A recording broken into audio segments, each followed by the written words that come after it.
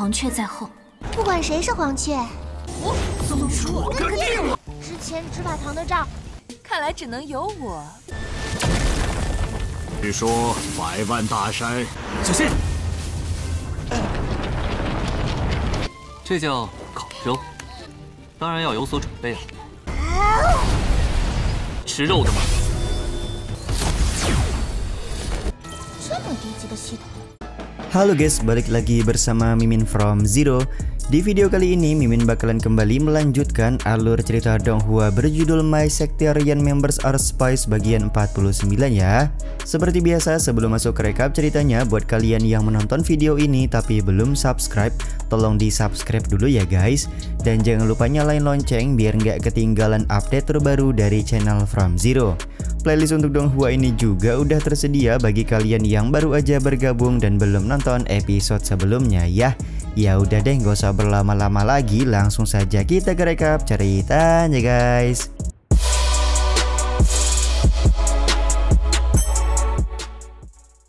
Cerita episode kali ini dimulai dengan Xiao Mei yang sedang melakukan permainan taruhan bersama dengan para tetua yang lain. Barang siapa yang bisa menebak di manakah lokasi bola kecil yang berada di dalam mangkuk, maka orang tersebutlah yang akan pergi menemani King Chening. Diketahui permainan ini mereka lakukan tanpa sepengetahuan dari Bang MC. Dengan menggunakan penglihatan 8 trigram, Qilian sudah mengetahui di mana keberadaan bola kecil, sementara itu Han Zhuang akan mengikuti pilihan Qilian karena dia sadar penglihatan 8 trigram milik Qilian tidak mungkin salah. Di saat yang sama, Chang Yu dan Yu Yi sudah bersiap untuk menentukan pilihan mereka guna memastikan mereka akan ikut bersama dengan Chen Ning kemanapun Bang MC pergi. Dari arah lain, Ling Er tidak peduli dengan siapapun yang memenangkan permainan karena dia begitu yakin bisa mengambil bola kecil dari tangan para penatua. 黄雀在后。不管谁是黄雀，我怎么说？跟个定了。 Sementara itu, Xuan Lao dan Li Buhei berpamitan pergi kepada Chen Ning karena mereka harus melanjutkan kehidupan masing-masing. Ketika Xuan Lao dan Li Buhei sudah pergi, Chen Ning mendengar suara ledakan dari arah pondok bambu serta mengira kalau ledakan tersebut merupakan serangan musuh. Ternyata ledakan yang terjadi di dalam pondok bambu diakibatkan perebutan bola kecil. Pada akhirnya Ling Er lah yang mendapatkan bola kecil tersebut serta memberikan bola itu kepada Xiao Mei. Pemberian bola kecil kepada Xiao Mei sebagai penebusan atas kesalahan yang pernah dilakukan oleh Ling Er. Dengan begini maka dipastikan Xiao Mei lah yang akan pergi menemani Chen Ning kemanapun Bang MC pergi. 拿到了，之前执法堂的账，看来只能由我。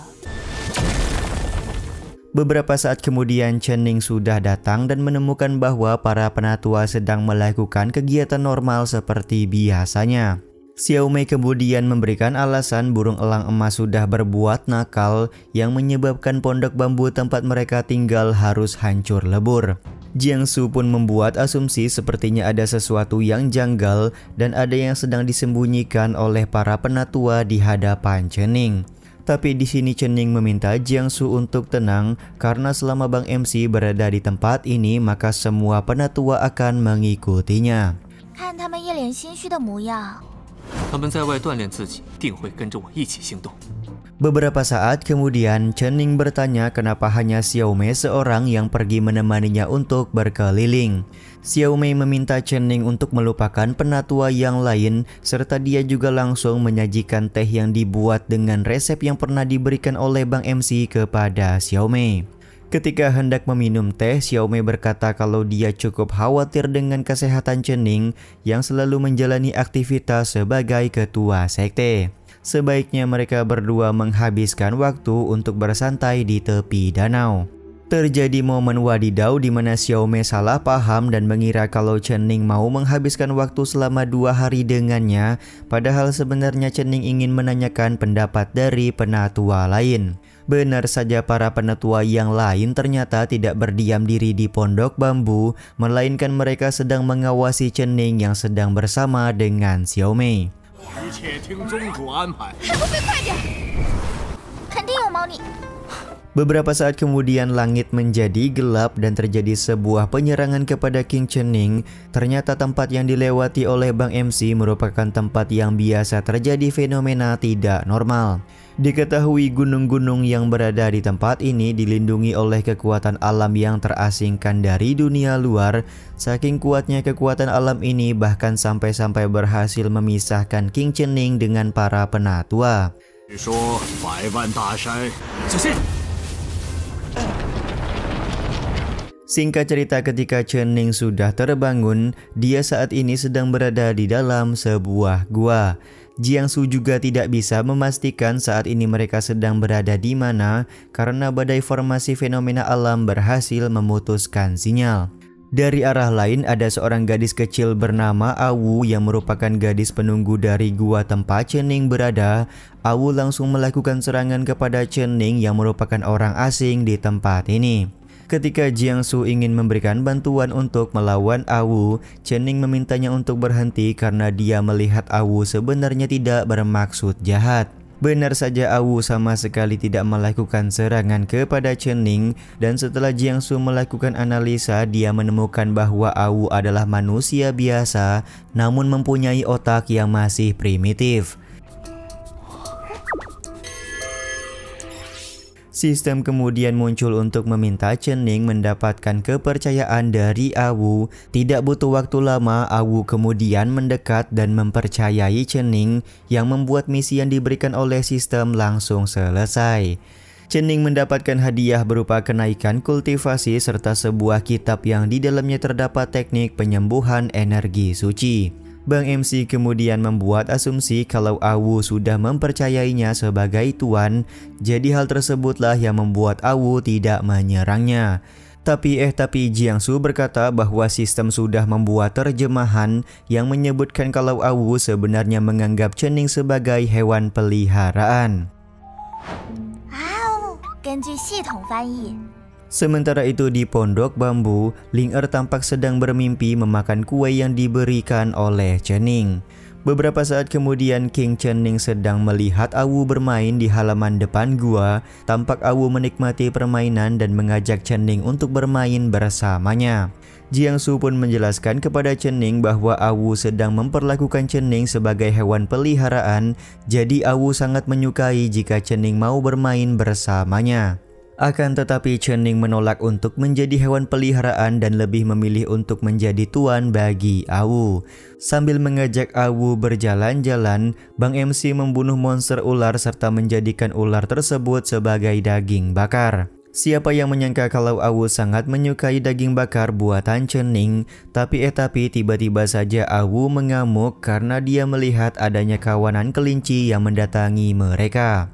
这叫烤肉，当然要有所准备了。吃肉的吗？ Kelinci ini bukanlah kelinci biasa karena mereka menyukai daging sebagai makanan. Awu pun berusaha untuk membunuh beberapa kelinci tersebut. Beruntung Chening memberikan bantuan yang membuat kelinci pemakan daging langsung lari ketakutan. Setelah Chening memberikan bantuan, tampak Awu sangat berterima kasih. Dia juga langsung memberikan pelukan kepada Bang MC kita. Beberapa saat kemudian, Awu mendatangi sekumpulan suku beruang yang sedang merusak patung miliknya. Orang-orang suku beruang ini merasa kalau mereka tidak butuh perlindungan lagi dari Awu karena mereka sudah punya dewa lain. Mulai saat ini suku beruang menganggap hutan di sekitaran sini menjadi wilayah kekuasaan mereka. Mendengar semua ucapan orang-orang suku beruang membuat Chening sadar sebenarnya Awu merupakan dewa yang dihormati oleh orang-orang. Awu yang tidak terima dengan kejadian ini memutuskan untuk menghancurkan patung dewa baru yang dibuat oleh orang-orang suku beruang. Bahkan Awu tidak segan untuk menghajar orang-orang suku beruang ini.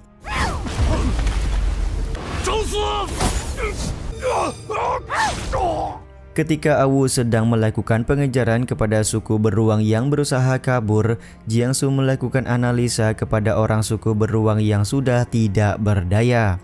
Dia pun mendapati adanya sebuah jejak sistem yang berada di tubuh orang-orang ini. Chening pun memutuskan untuk mengajak Jiangsu melihat sebenarnya siapa dewa baru yang dipuja-puja oleh orang-orang suku beruang. Sementara itu di kediaman suku beruang, Xiongji sebagai kepala suku sedang memulai ritual untuk penyambutan dewa baru. Ketika penyambutan sedang berlangsung, Awu datang ke tempat ini untuk mencari tahu siapakah dewa baru yang dipuja oleh suku beruang. Karena Awu sudah tampak mengamuk, akhirnya dewa baru memberikan kekuatan kepada Xiongji untuk melawan Awu.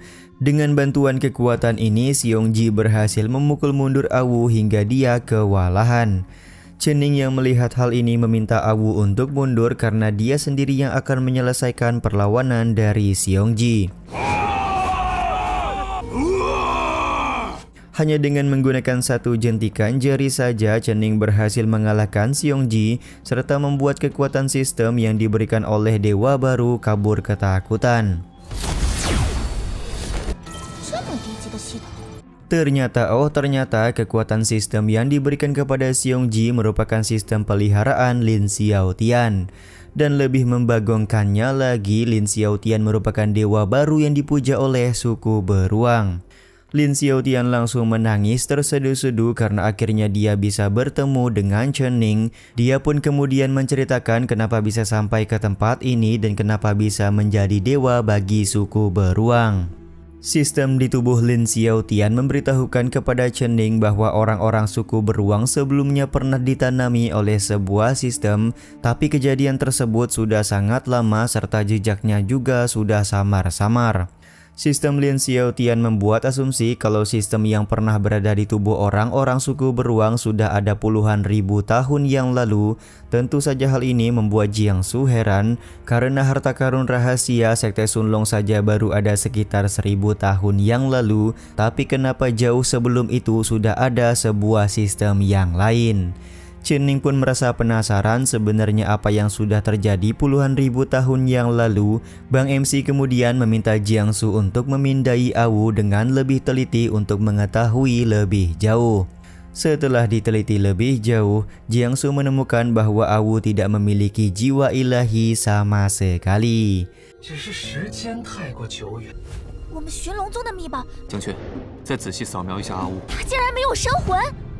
Scene ini juga sekaligus menutup episode kali ini ya guys. Ya udah deh, sampai di sini dulu aja video kali ini. Mohon maaf jika masih banyak kekurangan dan kesalahan dalam penyampaian kata-kata ya. Terima kasih untuk kalian yang udah pada nonton dan jangan lupa subscribe serta nyalain loncengnya ya guys. Mimin selaku penulis narasi, tukang voice over dan tukang edit video pamit undur diri. Salam hangat, see you in the next video.